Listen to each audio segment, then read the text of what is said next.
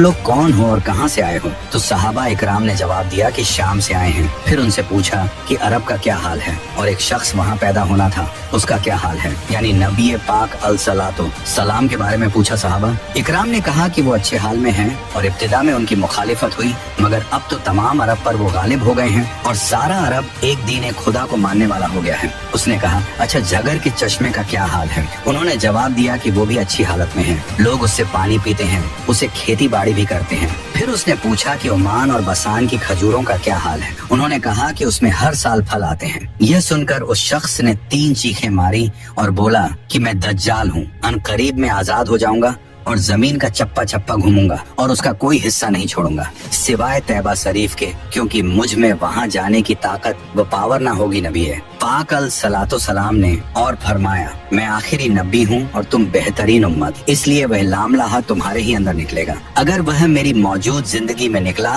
तो हर मुसलमान की तरफ से उसका मुकाबला करने वाला मैं हूँ, और अगर मेरे बाद निकला तो हर मुसलमान अपना दिफा खुद करेगा और अल्लाह हर मुसलमान का मुहाफिज व निगहबान होगा। वह शाम व इराक के दरमियान एक रास्ते पर नमूदार होगा, बस वह दाएं बाएं हर तरफ फसाद फैलाएगा। ए अल्लाह के बंदो, तुम उस वक्त साबित कदम रहना। मैं तुम्हारे सामने उसकी वह अलामात बयान किए देता हूँ जो मुझसे पहले किसी नबी ने बयान नहीं की। वह सबसे पहले तो यह दावा करेगा कि मैं नबी हूँ, हालांकि मेरे बाद कोई नबी नहीं। फिर यह दावा करेगा कि मैं तुम्हारा रब हूँ, मगर उसे देखने वाले को पहली ही नजर में ऐसी 3 चीजें नजर आ जाएंगी जिनसे उसके दावे की तकजीब की जा सकती है। एक तो यह कि यह आंखों से नजर आ रहा होगा, हालांकि अपने रब को मरने से पहले नहीं देख सकते, तो उसका नजर आना ही इस बात की दलील होगा कि वह रब नहीं। और मदीना मुनव्वरा की बाज रिवायत की रोशनी में यह बात भी कही जाती है कि दज्जाल को हजरत सुलेमान अलसलातो वसलाम ने कैद किया था, और हदीस पाक के मुताबिक ये मशरिक यानी ईस्ट की साइड मौजूद है। इसलिए दज्जाल इस दुनिया में पैदा नहीं होगा, बल्कि वह पहले से ही इस दुनिया में मौजूद है।